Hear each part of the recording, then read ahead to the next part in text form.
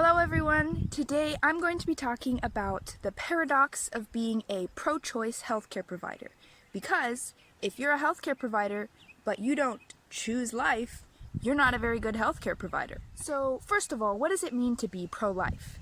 Well, generally, being pro-life means that you do not support abortion, which is the killing of a human being inside the mother's womb. Now, I'd like to pause here for a minute because this is where a lot of people get confused.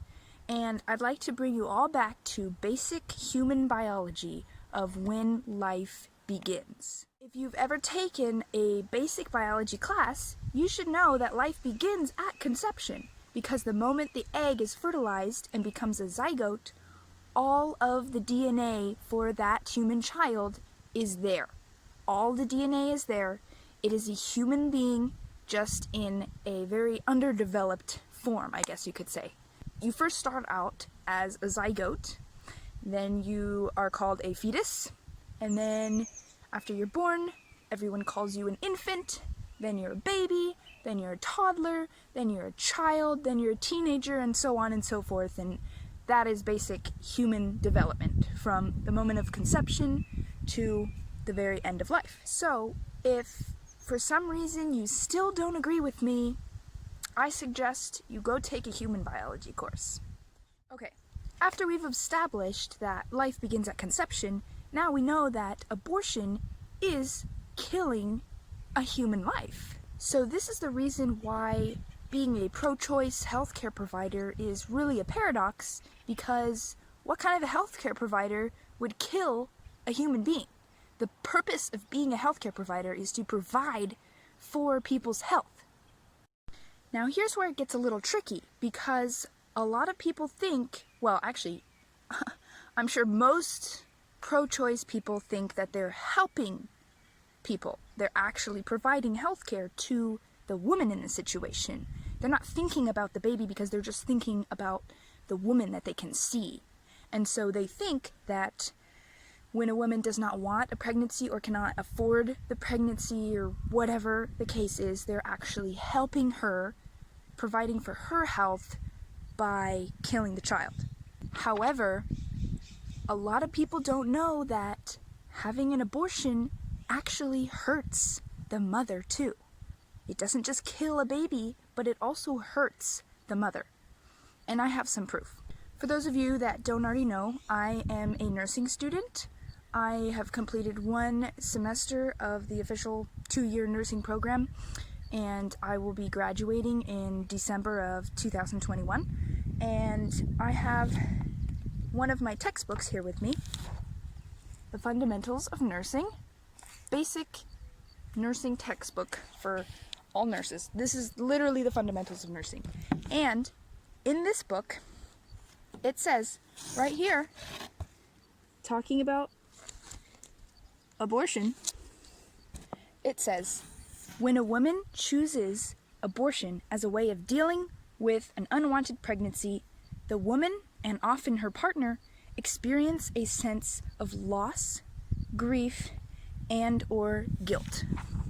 When a woman chooses an abortion, she goes through a lot of emotional pain because she knows that she was carrying a child inside of her, and she just killed that child. Who wouldn't feel that kind of pain? It's not providing for the woman's health to kill her child, because now she has all this anxiety and grief, and that's hazardous to your health. So it's not helping the woman to kill her child. There are better options. If a woman truly cannot care for that child when it is born, there are other options. She can adopt the child. There are so many families who can't have children by themselves and they want to adopt. Going back to when I was talking about how the fetus is a baby inside the mother's womb, I want to point out another thing from this book, which this book is just a basic nursing book. It's not like, I mean, I do go to a Catholic school, but this is not a Catholic book. A lot of people use this book. This is basic. Anyways, talking about the care of surgical patients, in this section on pregnancy, because before you go into surgery, if you're a woman of childbearing age, no matter what your history is, you always have to have a pregnancy test to make sure you're not pregnant so that you can indeed have the surgery, because it's very dangerous for the baby inside you to have a surgery when you're pregnant. Anyways, talking about pregnancy, this book says the perioperative plan of care, so perioperative basically means around surgery, so the care before surgery, during surgery, and after surgery. So the perioperative plan of care. The perioperative plan of care addresses not one, but two patients. Two patients. The mother and the developing fetus. Two patients.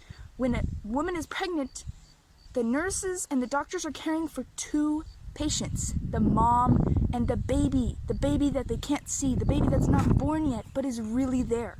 There are two patients. And so, if you're truly a healthcare provider, you would care for both patients. You would not kill one of your patients. Ever.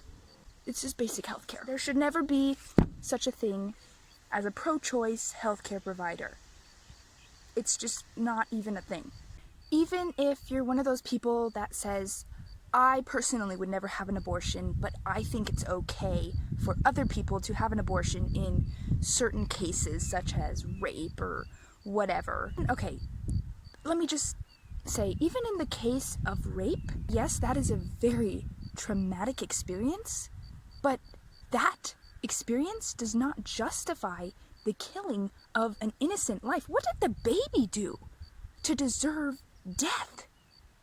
Nothing. All lives are worth living, no matter how they are created. I've heard a lot of stories about people who have conceived a child in rape and have found healing through their child. The child is there to console them and comfort them because they're dealing with a traumatic experience. And so if you're a woman and you dealt with a traumatic experience like rape, that is so sad. But to kill a child also? That's even worse. Now you have two traumatic experiences that you have to deal with. So, even in the case of rape, abortion is always killing the life of an innocent human being, which should never be an option in healthcare. You're not providing for anyone's health when you don't choose life.